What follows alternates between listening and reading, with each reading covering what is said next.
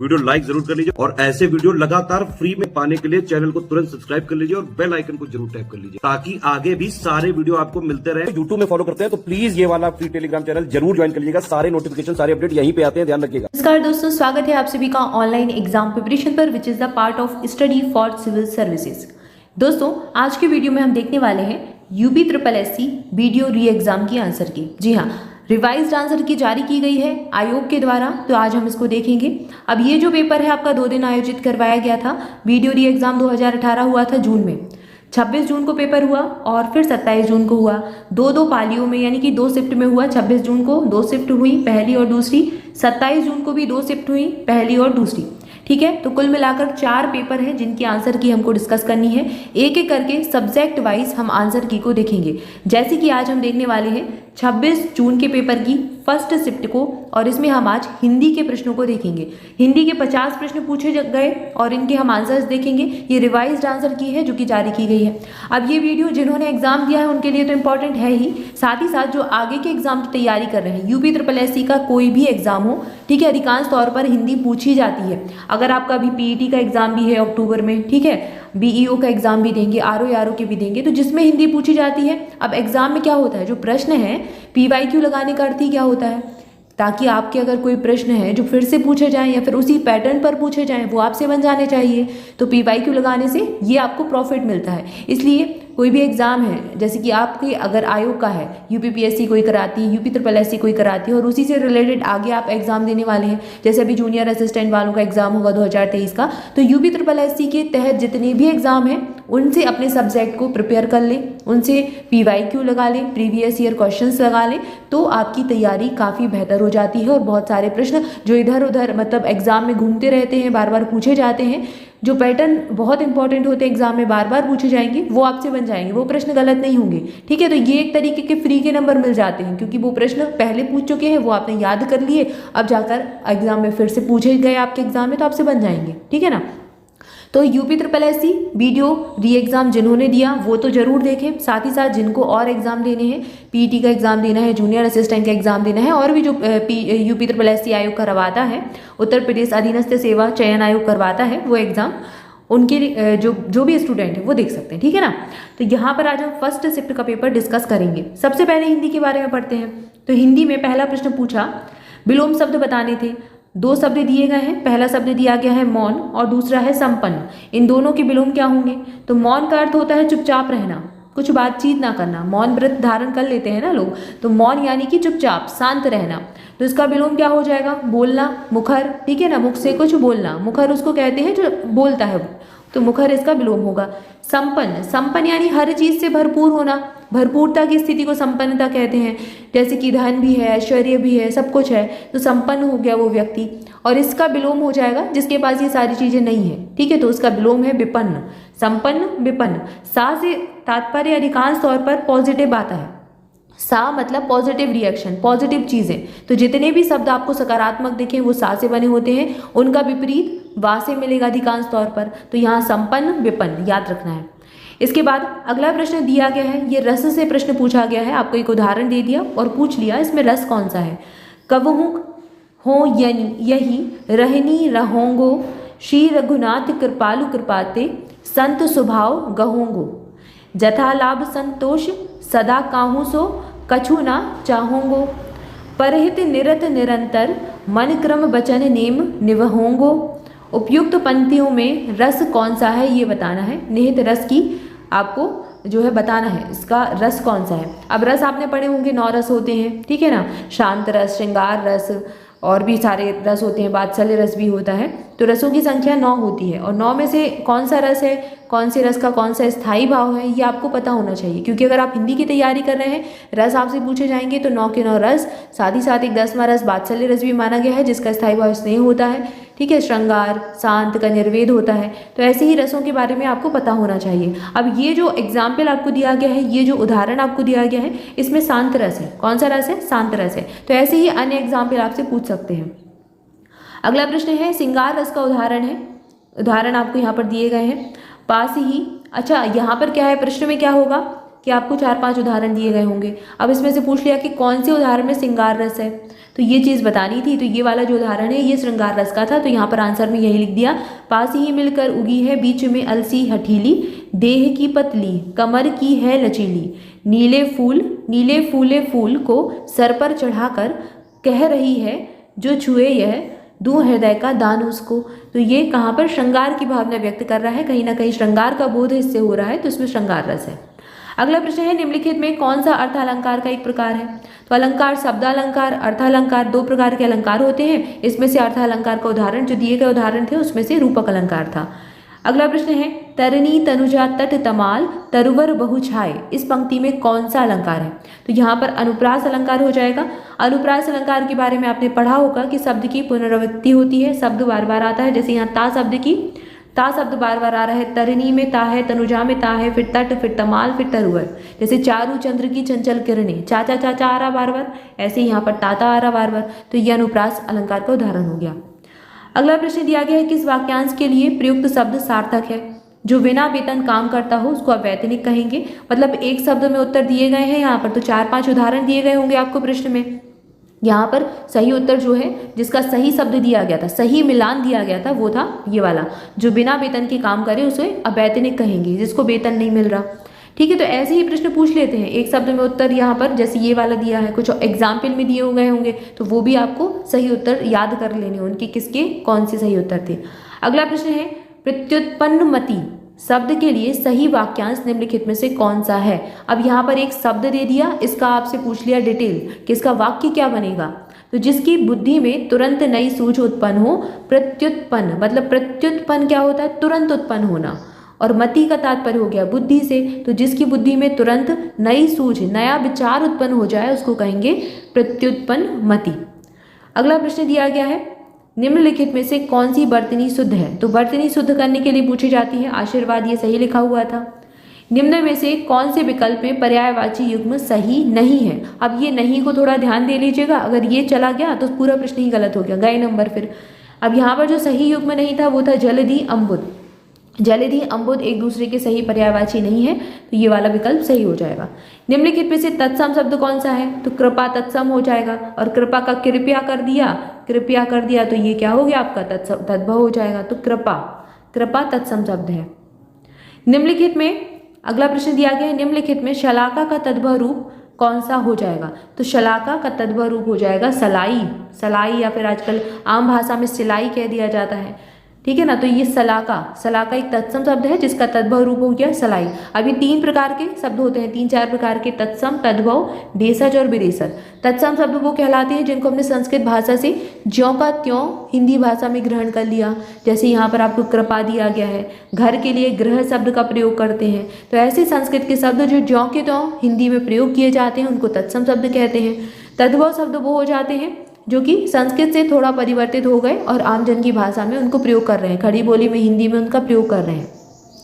देशज शब्द हो जाते हैं, देसी शब्द हो जाते हैं, जैसे कि कोई भी भाषा है, कोई भी बोली है उसके देसी शब्द। जैसे कि आपने घरों में देखा होगा एक ऐसे ही कुछ करके बना रहता है, पुराने घरों में इसको आरा कहा जाता है। तो ऐसे कुछ देसी शब्द जो कि आमजन की भाषा में बोलियों से लिए गए हैं। विदेशज शब्द वो होते हैं जो अन्य भाषाओं से, विदेशी भाषाओं, जैसे कि अरबी भाषा हो गई, फारसी हो गई, अंग्रेजी हो गई, इनसे हमने ज्यों के त्यों ले लिए, इनसे हमने सीधे ले लिए, ग्रहण कर लिए, ठीक है। जैसे कि बैरिस्टर हो गया, ऐसे शब्द हो जाते हैं जो हिंदी में अधिकांश तौर पर प्रयोग करते हैं, और अंग्रेजी से ले लिए, अरबी से ले लिए, पुर्तगाली से ले लिए, फ्रांसीसी भाषा से लिए, किसी भी अन्य भाषा से, किसी भी विदेशी भाषा से जो हमारे भारत की नहीं है वहाँ से ग्रहण किए हैं तो उनको विदेशी शब्द कहेंगे, ठीक है। ऐसे कई सारे शब्द जैसे रिपोर्टाज वगैरह हो गए, ये सब विदेशी भाषाओं के शब्द हैं। क्लियर है। तो यहाँ तत्सम पूछा था, तत्सम हमने बता दिया कि कौन सा हो जाएगा, कृपा। इसके बाद तद्भव पूछा, इसका रूप तो सलाई हो गया। अगला है तत्सम और तद्भव का कौन सा युग्म सही नहीं है। तो आपको 3-4 युग्म दिए होंगे जिसमें से 3 सही होंगे, एक सही नहीं था जो कि था पौत्र और पुत्र, ठीक है। तो ये युग्म जो है सही। पौत्र मतलब क्या हो जाता है, पुत्र का पुत्र, पौत्र हो गया, और पुत्र मतलब क्या होता है, पुत्र, ठीक है। यहाँ पर ये दादा वाला, दादी के पौत्र मतलब पोता हो गया, और पुत्र मतलब क्या हो गया, पुत्र हो गया। तो ये तो अलग ही अलग शब्द दे दिए, तो गलत हो गया। अगला है किस विकल्प में सभी शब्द तद्भव हैं। तो छकड़ा, काजल और खेत, ये सारे शब्द क्या हैं, तद्भव हैं।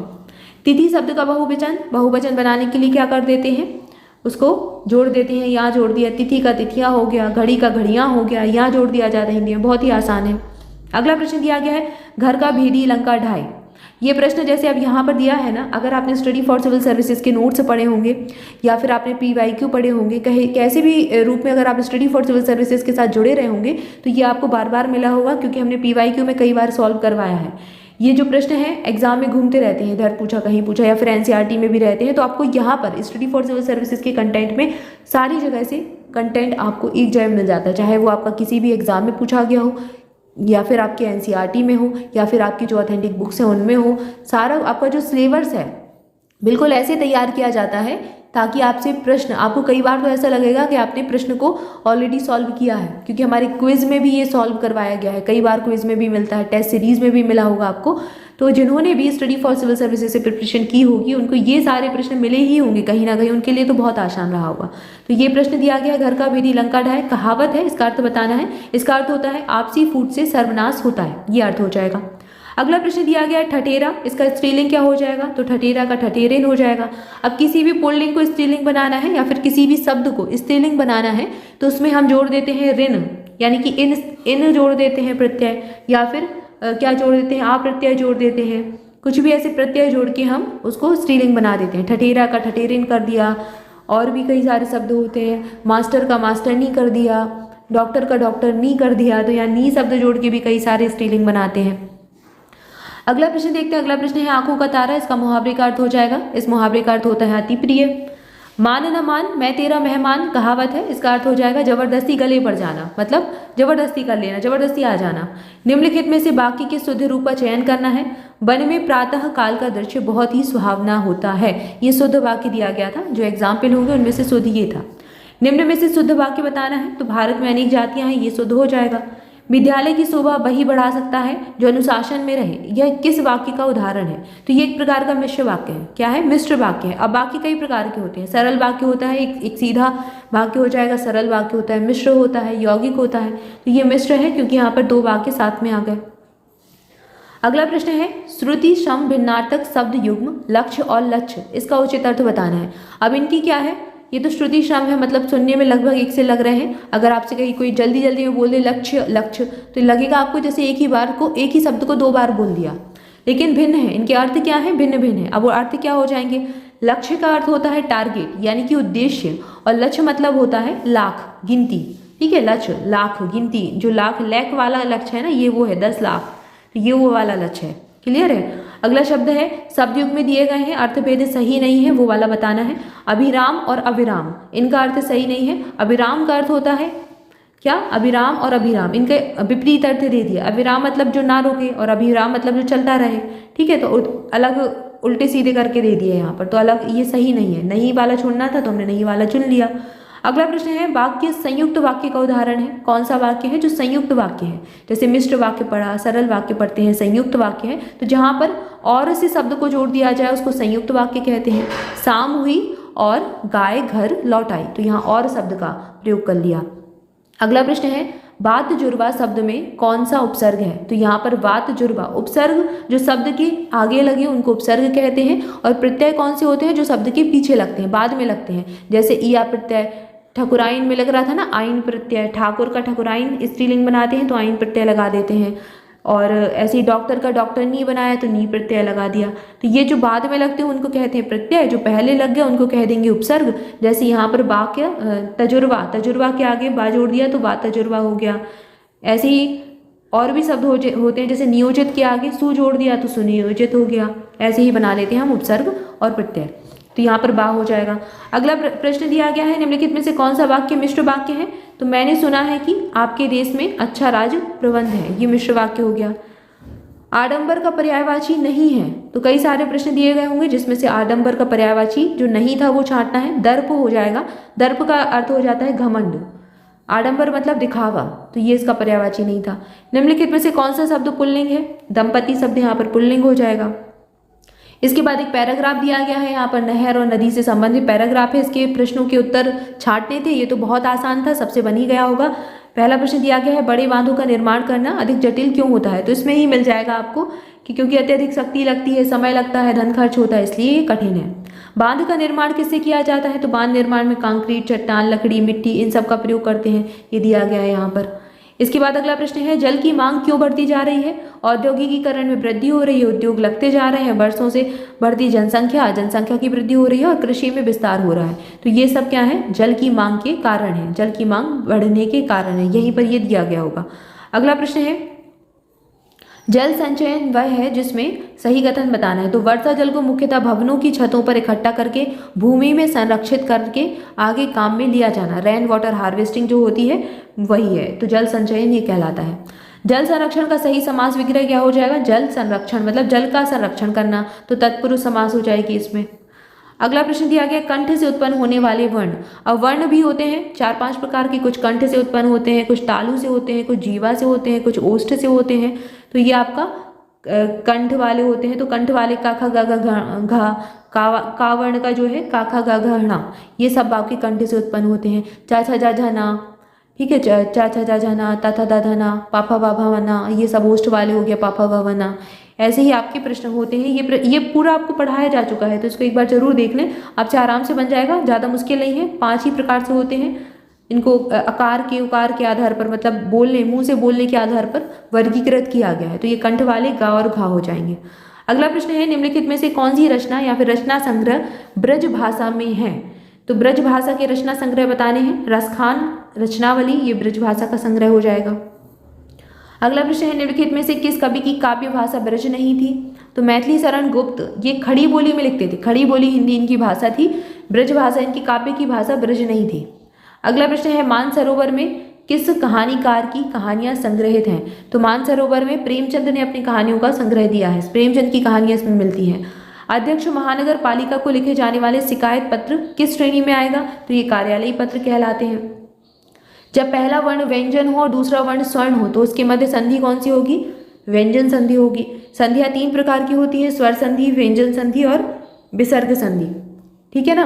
तो यहाँ पर व्यंजन संधि का आपसे पूछ लिया और अगली बार आपसे स्वर या फिर विसर्ग का भी पूछ सकते हैं, तो दोनों को याद रखना है। कबीरदास की भाषा कौन सी थी? तो भाई कबीरदास लिखते थे पंचमेल खिचड़ी में, कई सारी भाषाओं को इकट्ठा करके लिखते थे। पंचमेल खिचड़ी इनकी भाषाओं को कहा जाता है। इनकी भाषाओं में सभी प्रकार के झलकियां देखने को मिल जाती हैं, हर प्रकार के शब्द मिल जाते हैं। अगला प्रश्न, एक भारतीय आत्मा किसको कहा गया है? तो माखनलाल चतुर्वेदी, बहुत ही फेमस प्रश्न है, बहुत ही एग्जाम में पूछ चुके हैं। माखनलाल चतुर्वेदी को एक भारतीय आत्मा कहा जाता है, जिन्होंने फूल की चाह लिखा था, एक इनका है, और भी कई सारे इन्होंने अच्छी अच्छी रचनाओं का लिखा है, अच्छी अच्छी रचनाएं इन्होंने लिखी हैं, तो इनको एक भारतीय आत्मा कहते हैं। अगला प्रश्न है, संविधान की किस अनुच्छेद में संघ की राजभाषा हिंदी और लिपि देवनागरी है? वेरी वेरी इंपॉर्टेंट प्रश्न है और भी एग्जाम में पूछ सकते हैं। तो आर्टिकल 343, हमारा जो आर्टिकल 343 है उसमें संघ की राजभाषा हिंदी और लिपि देवनागरी को बताया गया है। हमारी जो हिंदी है उसकी लिपि क्या है? देवनागरी है। अगला प्रश्न है, प्राकृत, संस्कृत, अपभ्रंश, पाली, इन भाषाओं में प्राचीनतम भाषा कौन सी है? तो ये क्रम होता है, सबसे पहले संस्कृत आती है, फिर पाली, फिर प्राकृत, फिर अपभ्रंश। तो ये क्रम याद कर लीजिए। संस्कृत से पाली बनी, संस्कृत से पाली का निर्माण हुआ, फिर पाली का परिवर्तित रूप प्राकृत कहलाया और प्राकृत का परिवर्तित रूप संस्कृत कहलाया, फिर इसके अपभ्रंश कहलाया और अपभ्रंश का परिवर्तित रूप हिंदी है। जो आज हम प्रयोग कर रहे हैं वो अपभ्रंश से उपजी है, सौरसैनी अपभ्रंश से, ठीक है। तो याद रखना, ये क्रम बार बार एग्जाम में पूछा जाएगा। अगला प्रश्न है, निम्नलिखित में से कौन सा समास का प्रकार नहीं है? पर्णकुटी, द्वंद्व समास, ये समास का प्रकार नहीं हो जाएगा। अगला प्रश्न हो जाएगा, हम चूड़ियां पहन रहे हैं, वाक्य में किस काल की बात की है? किस क्रिया, वाक्य की क्रिया किस काल की है? तो हम चूड़ियां पहन रहे हैं यानी कि अपूर्ण वर्तमान काल है। ये कई सारे प्रकार होते हैं, आपको एक अलग से वीडियो में मिले भी होंगे। आपने अगर स्टडी फॉर सिविल सर्विसेज पर पढ़ा होगा, हिंदी का पापा वीडियो भी देखा होगा तो उसमें मिल गया होगा। अगला प्रश्न है, निम्नलिखित में से कौन सा संधि विच्छेद सही है? मध्वरी, मध्वरी का संधि विच्छेद सही दिया गया था, मधु प्लस हरि हो जाएगा। अपादान कारक का प्रयोग किस विकल्प में नहीं हुआ है? तो अपादान से अलग होने के अर्थ में। अब कारक 8 प्रकार के होते हैं, जैसे कर्ता ने, कर्म को, तो ये शब्द आपको मिल जाएंगे। कर्ता कारक वहाँ होता है जहाँ ने का प्रयोग किया है, कर्म कारक वहाँ होता है कर्म को कर्म कारक के साथ को शब्द लगा होगा। ऐसे ही अपादान कारक के साथ से शब्द लगा होता है, यहाँ से आया ना, अलग होने के अर्थ में। पिताजी कार से गए, कार से चले गए। पेड़ से पत्ता गिरा, पेड़ से अलग होकर पत्ता गिरा, तो जहाँ अलग होने के अर्थ में से का प्रयोग हो वहाँ पर अपादान कारक होता है, ठीक है। तो यहाँ पर ये वाला सही हो जाएगा उत्तर। अगला प्रश्न है से किस कारक में प्रयोग होता है, किस कारक या फिर विभक्ति चिन्ह का प्रयोग करते हैं हम से के तौर पर। तो अपादान पहले ही प्रश्न पूछ लिया इसके पहले। समझौता शब्द में कौन सा प्रत्यय है, तो औता हो जाएगा। अभी बताया ना प्रत्यय बाद में लगता है तो औता प्रत्यय है, समझ प्लस औता समझौता। अगला प्रश्न है निम्नलिखित में व्यष्टि शब्द का विलोम, तो व्यष्टि का विलोम होता है समष्टि। क्लियर है। तो यहाँ पर आज हमने हिंदी के 50 प्रश्नों को देखा। इसके आगे हमारा अगला विषय है जिसको हम अगले वीडियो में देखेंगे। तब तक के लिए आप सभी चैनल के साथ जुड़े रहें। अब अगला हमारा टॉपिक हो जाएगा जनरल इंटेलिजेंस टेस्ट, मतलब सामान्य बुद्धि परीक्षण हो जाएगा, रीजनिंग हो जाएगी, जिसको हम देखने वाले हैं अगले वीडियो में देखेंगे। तब तक के लिए चैनल के साथ जुड़े रहें, चैनल को सब्सक्राइब जरूर कर दें, वीडियो को लाइक भी कर दें और study for civil services application पर आपको कई सारी चीज़ें मिल जाएंगी, तो एप्लीकेशन को इंस्टॉल कर लीजिए। लगातार नए नए इनिशिएटिव आ रहे हैं, वहाँ पर आपको कई सारे एग्जाम के कोर्स भी डाल दिए गए हैं, तो उसको जरूर देख लीजिएगा। आपका जो भी एग्जाम है आप उसकी तैयारी अब अच्छे से कर सकते हैं एप्लीकेशन पर। ऐप को इंस्टॉल करने के लिए लिंक आपको डिस्क्रिप्शन में भी मिल जाएगी। इसके अलावा अगर आप प्ले स्टोर पर जाएंगे study for civil services space देकर अगर आप टाइप करेंगे तो आपको SCS का लोगो मिलेगा, जिस पर आपको क्लिक करना है और आप स्टडी फॉर सिविल सर्विसेज को इंस्टॉल कर लेंगे, रजिस्ट्रेशन कर लेंगे, फिर आप ऐप को यूज कर सकते हैं। क्लियर है। Thank you for watching this video. मिलेंगे नेक्स्ट वीडियो में। Thank you so much.